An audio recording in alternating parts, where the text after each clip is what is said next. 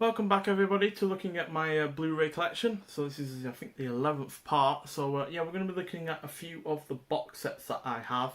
Not going to look at all of them because some of them I really don't like and I will be getting rid of out of my collection at some point because I only bought them because it was cheaper to buy the whole box set rather than the 2 or 3 that I enjoyed out of that box set individually. So yeah, we'll eventually be replacing them at some point with either the 4K versions or just Blu-ray editions. But yeah, first of the box sets is the Man with No Name Trilogy.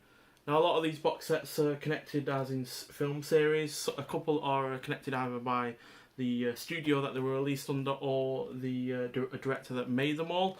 But this is the Man with No Name Trilogy. It's a loose trilogy, no doubt about that, because the only connections really are well, Clint Eastwood in the lead role and director Sergio Leone. But yeah, fantastic trilogy. One of the few trilogies where the films get better as they go along. The only other one I can think of that is the case is the Lord of the Rings trilogy.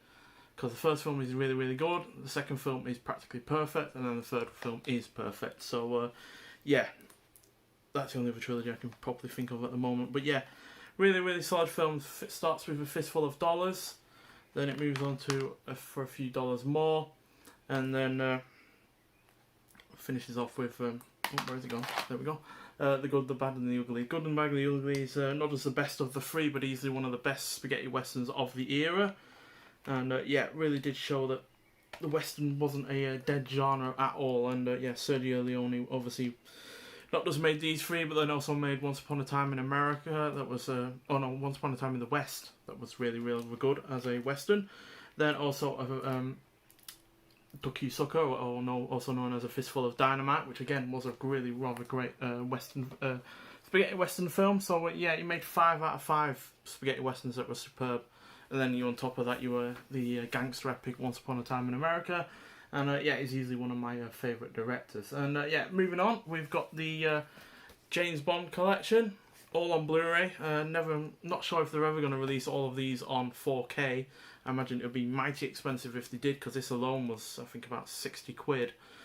So yeah, if they ever did release them all on 4K, I imagine it would be topping 200.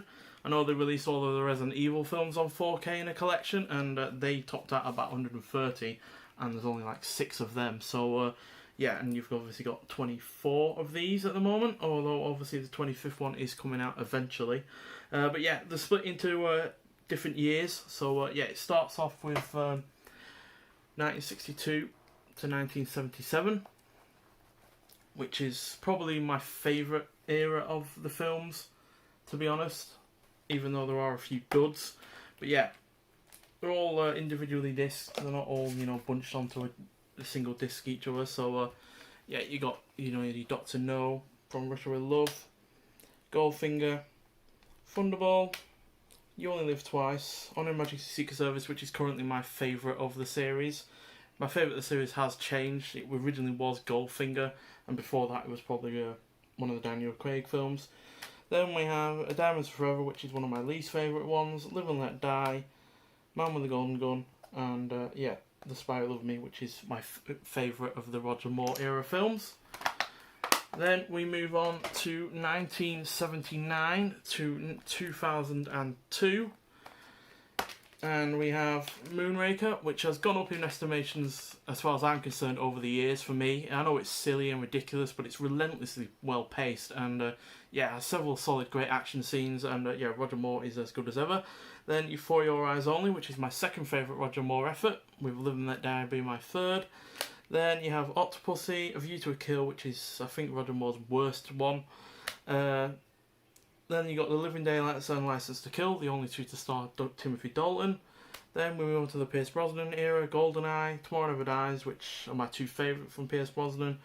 Then World Is Not Enough, which is a film that had all of the potential in the world and then just utterly scuppered it. And then Die Another Day, which is absolutely awful and the worst in the series. No arguments about that.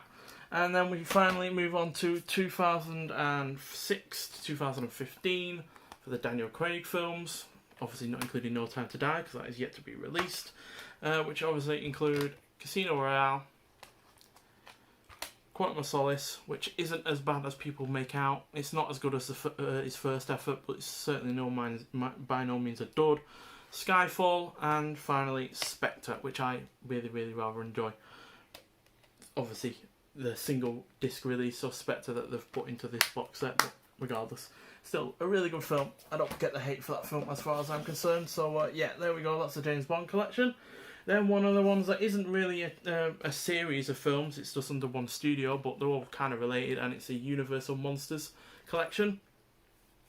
8 of the films from that period, although they released a hell of a lot more than that. Yeah, people think the Avengers universe is the original aspect Universal films, but yeah, these definitely were, as they crossed over between one another at times, and yeah, had several sequels, all in the space of no time at all. So yeah, we've got several great films. I don't know why it's backwards, but there we go. Probably because it broke. But yeah, we've got... Oh, I'll just take it out. Yeah, these boxes are extremely fragile, by the way, so yeah, be careful. But nonetheless, we've got Dracula from 1931, then Frankenstein, also from 1931, The Mummy, which is probably my least favourite out of these, The Invisible Man, which is probably my actual favourite of these, Bride of Frankenstein, The Wolfman, Phantom of the Opera, and Creature from the Black Lagoon, which is the newest of the lot, although that is still from the 50s. So yeah, solid collection, but yeah, I guarantee it's not going to be for everyone because they are really old. Obviously, you're going from 1931 to the 50s, and a lot of people don't like such old films, but I do, quite frankly. And you also get a Legacy of Horror booklet, well, the original House of Horror.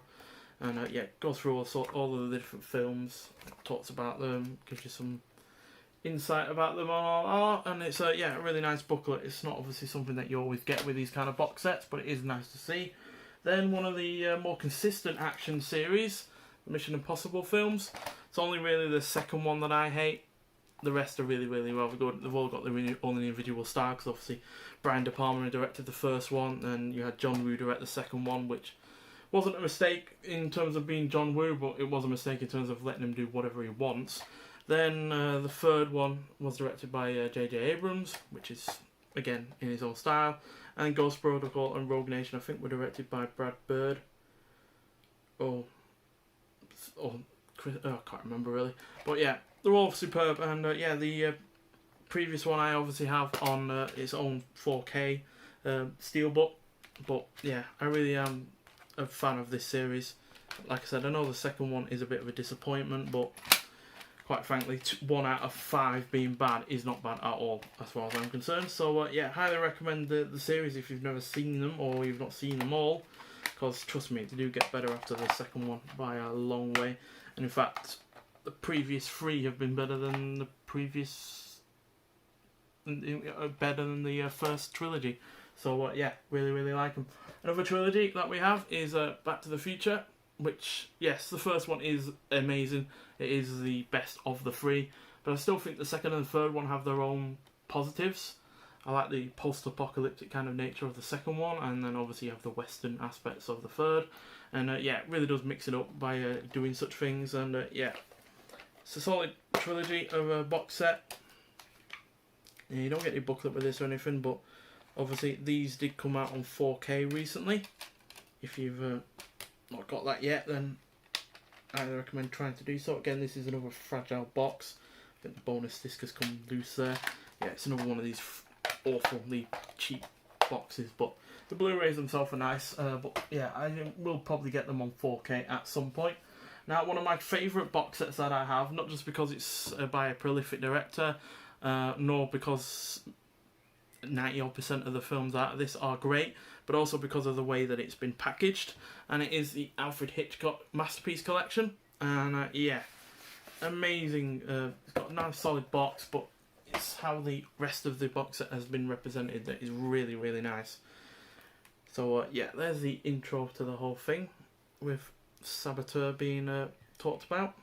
So you get the poster, and you get a quote at the top from one of the lines in the film, and then you get a little bit of information there. So yeah, you get Saboteur, then you got Shadow of Doubt, wash that out of a doubt. Then Rope with the superb James Stewart. That's probably my favourite of the early films from Alfred Hitchcock. Then you've got Rear Window, again with James Stewart. Then The Trouble with Harry, which is a decent comedy, but it's by no means the best of this collection. Then The Man Who Knew Too Much, again starring James Stewart. Then you got Vertigo, again starring James Stewart. You've got into your head now who was one of the favourite actors Alfred Hitchcock liked to use. You might not well have done. And then Psycho, which is probably one of his most well-known films. Certainly set the ball rolling in terms of the serial killer kind of films, the slasher films and all that lot. Then The Birds, which is probably the more mainstream kind of film that Alfred Hitchcock ever did. Because, yeah, it's all about the effects and the attacks and the action scenes. Then we've got Marnie, which isn't my favourite Sean Connery effort whatsoever out of the filmography that he had over the many decades, but still a solid film. My least favourite out of this collection is Torn Curtain. It's still a 3-star out of 5-star film, but it's, yeah, by no means as good as a film with Paul Newman, Julie Andrews, and directed by Alfred Hitchcock should be. Then we got Topaz. Can't actually remember much about this. I can't remember much about his later films, but I know for sure I didn't hate it as much as what is it? Torn Curtain. See, can't remember the film, and I only just talked about it. Then we got Frenzy, which is probably my favourite of his later career films, and then finally Family Plot. Now there is one big omission from this collection, and that is North by Northwest, which was a bit of a shame that it's not in part of this collection, because I would have said that is probably one of his also better known films. Outside of, the usual Psycho, Birds, Rear Window and Rope, I'd say that was probably the 5th or 6th more well-known film from Alfred Hitchcock. So, bit of a shame that it doesn't have North by Northwest, but still an amazing collection, and it's beautifully packaged, and yeah, it's got, a lot of well-known quotes from him. And finally, we're going to look at another horror collection now. This again is Nightmare on Elm Street, 7 films, really nice solid box on the outside. You also get a bunch of special features, but we'll just quickly look at the film. So yeah, there we go. And yeah, Nightmare on Elm Street. The Nightmare on Elm Street 2, Freddy's Revenge, I think it was called. No, it's yeah, Freddy's Revenge. Then Nightmare on Elm Street 3, Dream Warriors, which is probably the best of the sequels. Then you have Dream Master, which is another solid sequel, probably just as good as Dream Warriors. Then Dream Child. Then Freddy's Dead, which is probably my least favourite of the films. Then New Nightmare, which again is superb. And finally a bonus disc with Fear himself, The Life and Crimes of Freddy Krueger. So yeah, really solid box set. I hadn't seen any of the other films outside of the first one before buying it, but I was really glad I did, because like I said, there's only really one in there that I don't like. Then you get a nice little wallet here with art cards of all of the films. So you get all of the posters, well, the art cards for the posters of the films, which are really rather nicely done. Even if I don't enjoy all of the films, the posters themselves are cracking. And I really wish I had one of them at least. So yeah, there's the Dream Master. Even the Dream Child, which again isn't one of my favourites, has got a nice poster. And even Freddy's Dead, The Final Nightmare, has one of my favourite posters as well. I just love the claws out and stuff like that. And finally, New Nightmare, which is really rather basic, but gets across the sinister aspect of Freddy Krueger. And finally, we have a booklet. Not sure if this was exclusive to HMV or not, but yeah, it's a really good booklet. It's got a bunch of still photos from the films. And yeah. Come here, you little piggy. And yes, it's easily one of the better, more consistent horror series. Unlike, say, the Halloween series or Friday the 13th, it didn't completely go off the rails. Only really with technically the final film, but obviously New Nightmare that made up for that. So yeah, really good collection. I do have other box sets that I could go through, like Die Hard collection and Lethal Weapon films and the Dirty Harry series, Fast and Furious, the X-Men films, and the first 5 Spider-Man films, but they're my favourite ones that I own, and yeah, that's because I pretty much love all of the films that are included. So yeah, I highly recommend all of those box sets, to be honest, especially the Alfred Hitchcock Masterpiece Collection, the Man with No Name Trilogy, and the Monster Universal Collection, because I'm really into my older films lately, 30s, 40s and 50s in particular. But nonetheless, thanks for watching, and I'll see you in the next one. Bye.